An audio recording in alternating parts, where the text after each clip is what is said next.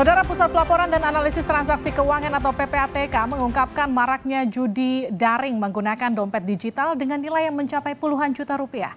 Judi daring diduga menjadi pemicu pinjaman online bermasalah di tengah mendominasinya akses keuangan digital dengan rendahnya literasi keuangan. Kalau kita lihat data dari PPATK, jumlah laporan transaksi keuangan yang mencurigakan terkait perjudian pada tahun 2021 sebanyak lebih dari 1.000 transaksi dan melonjak drastis di tahun 2022 menjadi lebih dari 11.000 transaksi. PPATK juga mencatat nominal transaksi yang fantastis atas dugaan judi daring pada 2021 sebesar 57,9 triliun rupiah dan meningkat di tahun 2022 menjadi 69,6 triliun rupiah. Bagaimana langkah pemerintah menanggulangi maraknya judi dan pinjaman daring yang banyak menyengsarakan masyarakat? Kita akan bahas usai tayangan ini. Judi online dan pinjaman online ilegal seperti dua mata pisau yang tak bisa terpisahkan. Dua-duanya sama-sama memberikan kesengsaraan kepada penggunanya. Belakangan pinjaman online Ada Kami jadi perhatian publik setelah beredar informasi di media sosial soal teror penagihan yang diduga menyebabkan salah satu peminjamnya bunuh diri. Perusahaan pinjaman online Ada Kami mengaku masih mencari data tambahan terkait dugaan nasabah yang bunuh diri akibat teror dari oknum debt collector yang viral di media sosial. Dan selama ini kita sudah reach out ke akun viral itu untuk tolong kalau ada data tambahan, nama, KTP, nomor user, nomor telepon, tolong di-share ke kita dan kita akan investigasi sesuai dengan petunjuk OJK dan juga investigasi apa betul satu dia adalah korban bunuh diri, kedua apa dia adalah nasabah Ada Kami. Ada Kami juga berhak untuk meminta perlindungan hukum terhadap hal ini. Ya, jadi kalau misalnya berita itu tidak benar, hak kita harus lakukan. Ya, gitu. Direktur Reserse Kriminal Khusus Polda Metro Jaya, Kombes Adi Safri Simanjuntak memperingatkan para pemilik platform pinjaman online untuk tidak menagih utang menggunakan cara mengancam. Yang menjadi masalah ataupun yang menjadi salah adalah ketika kemudian dalam operasionalnya menggunakan debt collector yang melawan hak gitu, melakukan pengancaman terhadap debiturnya. Nah, ini yang tidak diperbolehkan, yang melanggar hukum, dan kita secara tegas mengatakan bahwa segala bentuk tindak pidana yang terjadi pasti akan kita lakukan penegakan hukum secara tegas. Yang juga meresahkan adalah maraknya judi online. Polisi bergerak cepat dengan memeriksa sejumlah selebritas yang diduga mempromosikan judi online di media sosial. Salah satunya Wulan Guritno pada 14 September lalu. Aku hari ini senang banget bisa bertanggung jawab memenuhi panggilan untuk klarifikasi. Dan aku senang banget dikasih ruang untuk klarifikasi. Dan pastinya aku berterima kasih banget dengan tim penyidik dari Barreskrim Cyber. Sangat profesional. Kementerian Komunikasi dan Informatika juga rajin menghapus judi online. Kominfo menyebut keberadaan situs judi online tiap tahun terus bertambah. Menurut Kominfo, dalam 5 tahun terakhir ada sekitar 840.000 situs judi online yang sudah di-take down.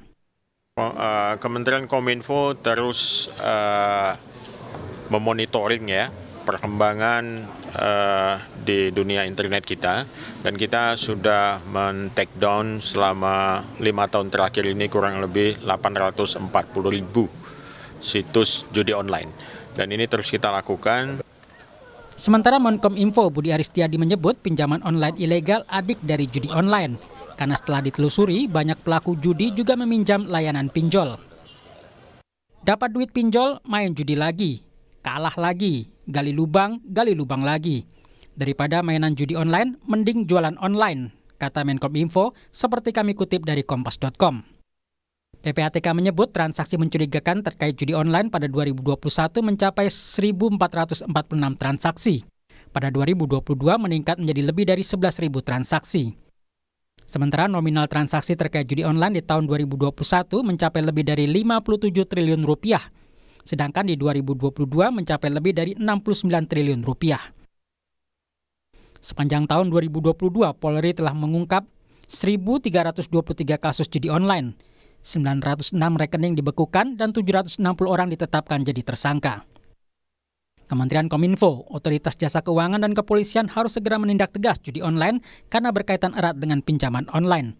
Masyarakat yang ketagihan judi online mencari dana cepat dari pinjol yang bisa berujung macet dan bermasalah. Tim Liputan Kompas TV. Saudara, judi online dan pinjaman online, pinjol ilegal seolah jadi dua mata pisau yang tak bisa terpisahkan. Kesamaannya ada dua platform yang saling terkait tersebut memberikan kesengsaraan pada penggunanya. Pelaku judi online bisa mencari jalan pintas, kemudian cari modalnya dengan cepat lewat pinjol, khususnya pinjol ilegal. Apa yang harus dilakukan agar tak ada lagi korban dari pinjol ilegal dan juga judi online? Kita akan bahas bersama dengan analis media sosial Drone Emprit, Ismail Fahmi. Mas Ismail Fahmi, selamat petang. Selamat petang, Mbak Devi. Kita juga akan sapa Dirjen Komunikasi dan Informasi Publik Kominfo, Usman Kansong. Pak Usman, selamat petang. Selamat petang, Mbak Livi. Saya ke Pak Ismail dulu. Jadi kalau judi online dan pinjol ilegal disebut jadi lingkaran setan yang bikin kriminalitas meningkat. Anda melihat apa yang kemudian membuat ini jadi tren yang begitu pesat belakangan khususnya di media sosial?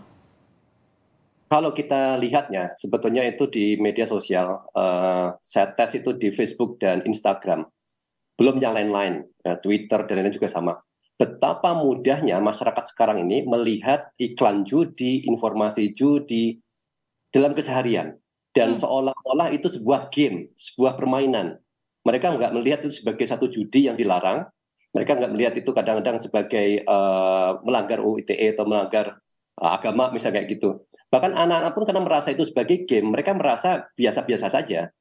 Game yang menarik, kemudian game yang memberikan dia keuntungan, dan dengan top up yang sangat murah, 10.000 aja sudah bisa bermain gitu. Kemudian di balik itu ada algoritmanya ya. Algoritma yang memungkinkan setiap orang individu itu gayanya seperti apa gitu. Jadi ada micro targetingnya ada. Misalnya ini anak baru mulai dikasih menang, ya. Jadi kan akan timbul rasa percaya diri seolah habisnya akan menang. Ini semua gabungan antara pura-pura menjadi game, informasi yang terbuka setiap hari tanpa ada tindakan sama sekali. Saya itu punya daftar itu kalau di Facebook hanya dalam 4 bulan saja itu ada sekitar 3.000 Facebook page, ada sekitar 4.000 akun di Instagram. Ini bagaimana ini siapa yang bisa men-take down katakan itu. Dan kalau seandainya kita bisa ya katakan dari akademisi, kata saya itu dari peneliti, memberikan daftar itu kepada Kominfo, daftar itu kepada kepolisian, bisa nggak dibantu? Paling tidak kalau kita bisa matikan ini ya akun-akun tadi, itu kan bisa memudahkan mengurangi informasi tentang judi online. Saya kira itu yang melihat. Okay. Dan kemudian kondisi ekonomi yang susah ini kan membuat mereka punya harapan, angan-angan mendapatkan uang yang mudah, yang cepat, dan kalau tidak punya uang, biasanya mereka pinjam teman. Kalau sudah malu, akhirnya larinya ke pinjol. Jadi lingkaran setannya seperti itu. Itu lingkaran setan ya, tapi kalau kita bicara soal identifikasi dulu judi online, sebenarnya orang kalau main judi online, kalau tadi Anda katakan Pak Ismail itu bentuknya seperti game, apakah kemudian orang itu sudah pasti tahu ketika mereka awal bermain itu ini adalah judi online atau ini adalah game biasa? Saya kira mereka tahu bahwa itu game judi ya. Kalau dilihat websitenya, misalnya namanya apa sih? Namanya gacor ya. Ada gacor, ada slot. Di dalam websitenya tertulis situs judi slot, situs judi gacor misalnya gitu. Tetapi ketika di iklan di dalam Facebook page itu seolah-olah itu halaman apa? Halaman fans main bola, halaman permainan game saja, sehingga orang merasa aman. Sesuatu yang seharusnya dilarang, tetapi seolah-olah ditampilkan secara apa ya? Bukan judi. Jadi membuat mereka merasa lebih aman main itu. Di samping itu tidak ada tindakan, Mbak. Mereka nggak di take down, nggak dilarang, sehingga seolah berarti benar ini game diperbolehkan di sini di Indonesia. Nah, saya ke Pak Usman. Pak Usman kan kalau saya nggak salah sekitar tanggal 15 September itu kan Pak Menkominfo, Pak Budi Ari kan mengatakan kita kasih waktu 7 hari untuk berantas tuntas judi online. Progresnya sampai mana, Pak? Iya, jadi itu adalah instruksi ke internal Kominfo dan progresnya semakin banyak judi online yang kita mintakan take down ke platform. Yang tertinggi itu biasanya di hari Minggu ya. Hari Minggu itu hari Minggu lalu atau ada 6.000 konten judi online yang kita take down. Ya, jadi ada peningkatan. Sebetulnya kita juga tidak terlalu happy ya kalau ada peningkatan, dalam arti ternyata masih banyak juga yang kemudian muncul lagi ya. Tetapi tugas kita memang kalau muncul lagi ya kita harus take down begitu kan. Ya, jadi memang sekarang take down-nya itu permintaan take down ke platform dan juga website itu sangat tinggi ya, makin tinggi kita lakukan, jadi kita tingkatkan. Dan memang yang terbanyak itu sebetulnya ada di website ataupun portal kalau judi online itu. Ya, untuk yang ada di platform itu memang jauh lebih sedikit. Ya, misalkan saja ketika kita men-take down sepanjang 5 tahun, ya jadi dari 2018 sampai 2023, itu ada 9.809 989.180 yang kita take down, 935.788-nya itu dari website. Kalau situs atau website itu Kominfo bisa langsung men-take down. Ya, bisa langsung men-take down. Kalau ada di platform baru kita mintakan platform untuk men-take down itu. Yang kedua yang sharing, ya file sharing ada 45.491 yang sudah kita take down. Sementara yang ada di platform itu ya ada platform yang menayangkan 2.000-an, ada yang menayangkan 5.000-an, ada yang menayangkan 100-an, 300-an, bahkan ada yang cuma puluhan ya platform itu. Nah, dari situ sebetulnya kita ya makin agresif ya tindakan untuk men-take down platform atau website dan meminta platform untuk men-take down konten-konten yang ada di media sosial. Nah, untuk aja ya September sampai 21 September kita itu sudah men-take down 60.582 ya konten judi online, baik berupa website maupun berupa konten di media sosial. Pak Usman, ya dengan maraknya pertumbuhan judi online itu seiring nggak dengan kemudian transaksi pinjol yang juga makin meningkat? Ya, data pastinya memang kita belum mendapatkan ya, tetapi ada beberapa kasus yang memang terkait antara judi online dengan pinjaman online. Apakah itu ilegal atau legal? Ya, saya pernah juga berdialog di satu TV yang menampilkan juga korban yang terlibat judi online lalu kemudian meminjam uang di pinjaman online dan kemudian dikejar-kejar oleh debt collector sehingga dia melarikan diri begitu. Ada kasus seperti itu dan beberapa kasus seperti yang tadi disampaikan di pengantar, ada kasus dia terlibat pinjaman online lalu kemudian bunuh diri ya. Nah, itu apakah terkait dengan judi online atau tidak? Ya, ini masih dalam penyelidikan. Ya, apakah bunuh dirinya memang terkait dengan teror yang dilakukan oleh debt collector, ini kan juga masih dalam penyelidikan begitu. Nah, terkait dengan pinjaman online, kita juga meminta platform untuk men-take down pinjaman online, terutama pinjaman online ilegal. Ya, dan ini kita berkoordinasi dengan OJK karena OJK lah yang memutuskan atau mengambil kebijakan apakah satu pinjaman online itu legal atau ilegal. Ya, jadi OJK biasanya punya whitelist, dia daftar pinjaman online yang legal begitu. Sementara yang ilegal ya memang ini kan bisa saja ada sistem blacklist ya, tetapi ini kan rawan juga digugat misalkan oleh mereka yang merasa bahwa ini adalah pinjaman online yang legal begitu. Dan pemerintah ini kan pernah melakukan moratorium untuk izin-izin pinjaman online dan saya kira sampai sekarang itu ketat sekali izin untuk pinjaman online. Oke, saya ke Pak Ismail. Kalau tadi kita bicara soal judi online, seberapa besar kemudian tadi pertumbuhan judi online ini juga ikut menyeret pinjol yang masuk ke media sosial, Pak Fahmi, kalau kita lihat di platform media-media sosial? Kalau dari sisi hubungan antara keduanya ya, saya belum memonitor secara pasti ya, karena biasanya saya monitor itu terpisah. Tetapi kalau dilihat dari jumlah judi online saja dulu gitu ya, itu jumlah engagement, percakapan, like, share, komen, dan seterusnya itu dalam waktu katakan ini 4 bulan kemarin kita monitor itu sampai puluhan juta engagement. Nah, dan itu seiring dengan banyaknya akun. Terus kemudian kalau saya perhatikan bagaimana mereka mencoba untuk mengelabui masyarakat. Mereka membuat iklan Facebook page misalnya, Facebook page. Misalnya, mohon maaf, ada satu program di televisi yang sifatnya joke dan lucu, entertainment. Mereka pura-pura menjadi page seperti itu. Kemudian setiap saat ketika ada posting, setiap hari gitu, mereka posting di situ dan engagement-nya tinggi juga.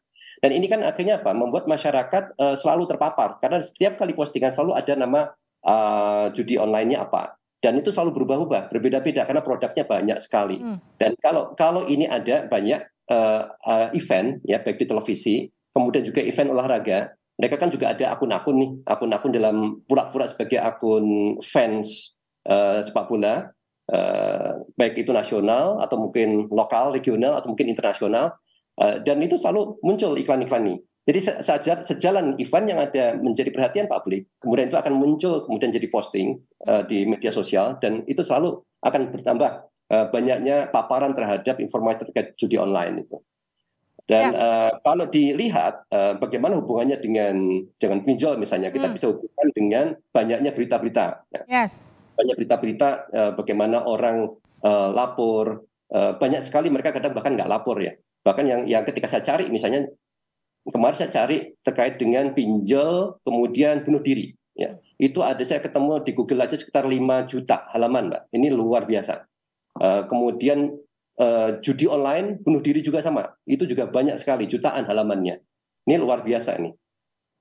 Nah, kemudian apa yang harus dilakukan pemerintah memutus lingkaran setan seperti ini? Kalau tadi kita bicara soal upaya Pak Usman dan juga teman-teman Kominfo kan sudah cukup optimal sebetulnya. Tapi kan ini juga memang butuh upaya lebih ekstra lagi untuk memutus lingkaran setan ini. Kalau dilihat ya, data terakhir itu sekitar berapa itu? 200 triliun gitu. Total perputaran uang terkait dengan judi online saja itu bahkan mengalahkan BPJS kalau masalah, atau kesehatan kan, dana kesehatan. Itu kan dana yang luar biasa. Dan pemainnya saya kira bukan hanya mereka yang ditangkap di televisi, disampaikan di televisi ya, pemain-pemain kecil itu.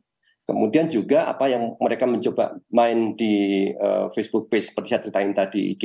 Bukan hanya itu, tapi di baliknya itu kan ada nih. Siapa pemainnya, pasti ada di situ. Dan siapa yang bandarnya dan lain-lain. Ini kan tanpa ini susah. Dan belum belum terdeteksi. Kita belum lihat berita-beritanya.